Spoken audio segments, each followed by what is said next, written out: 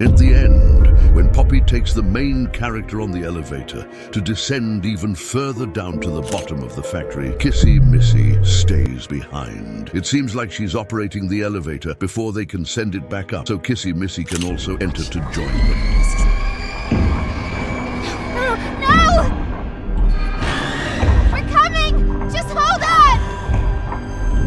Come on, go faster! Kissy! Together with the main character, they descend halfway, and Kissy starts screaming and making sounds as if she's fighting another creature that attacked her. What really happened here, and what led to this? Let's rewind. As we know, Prototype was one of a kind, capable of so much. Initially, he was obedient and followed orders, but soon he showed hostility and a constant rebellious nature. He tried to escape multiple times despite killing many employees, attempting escape over and over, and even conspiring against the organization.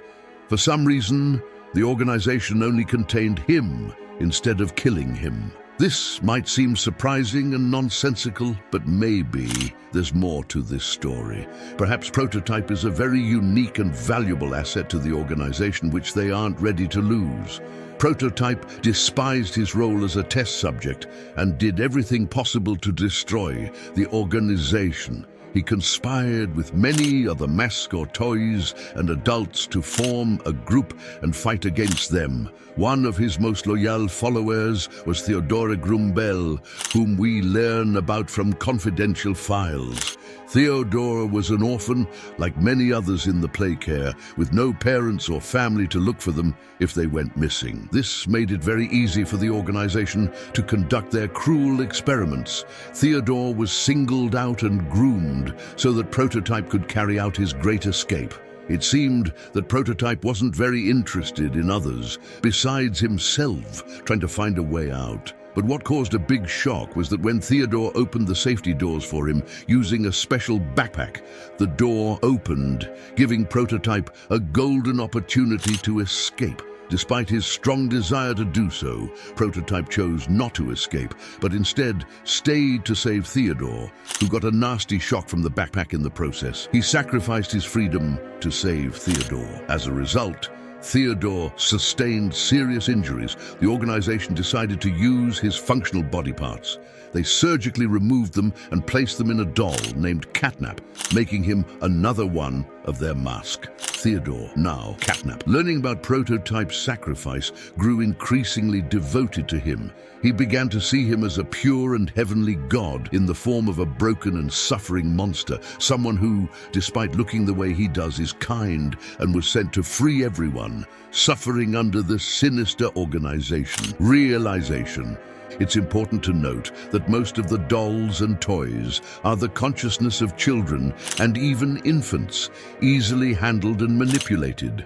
Many of them didn't even have proper training to know how to behave properly, essentially being enslaved and trying.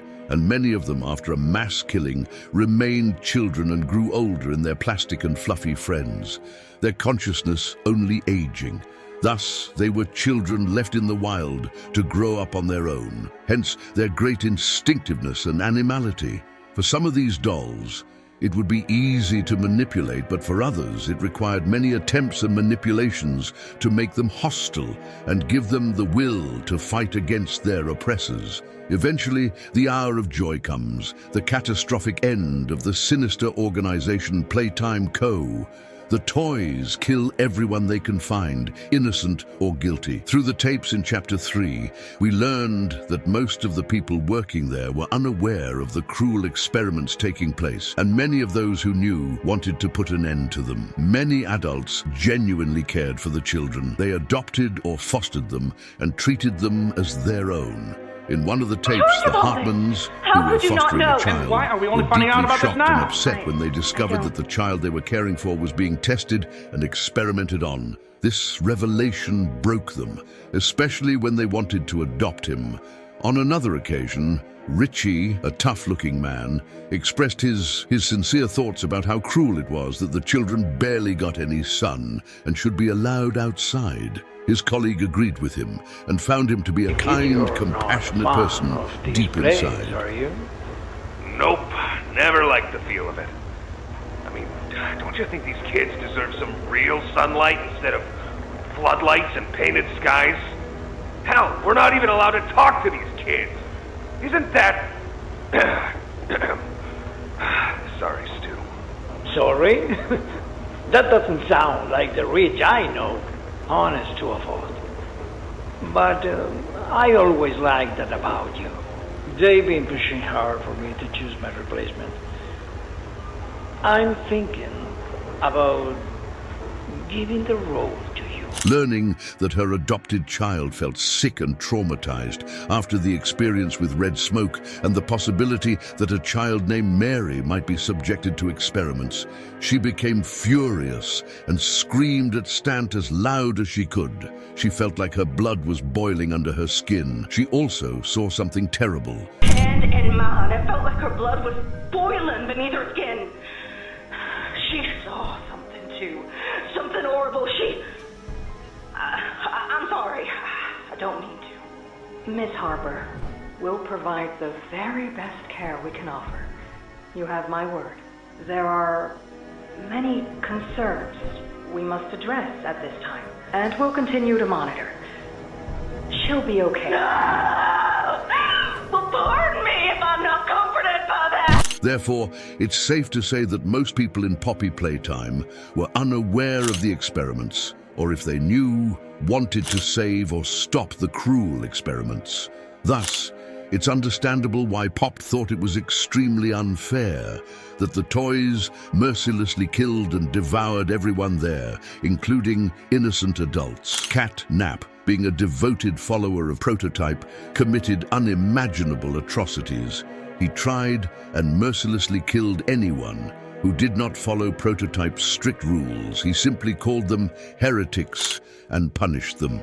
This is about the children who didn't want to commit atrocities and kill children who might have been surrounded by the kindness and compassion of caring adults who truly cared about them. It's unclear why they decided to stay in the factory after killing everyone, especially when Prototype always wanted to escape. Most dolls didn't talk in the factory, except for a few, like Mommy Longlegs, Dogday, and Poppy. Catnap also uttered some words. Besides them, all others seemed very animalistic, acting on instincts rather than cognitively.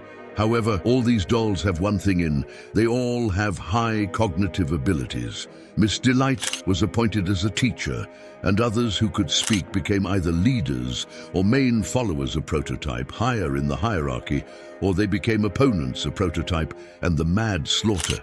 Thus it's shown that those who could speak had higher cognitive abilities.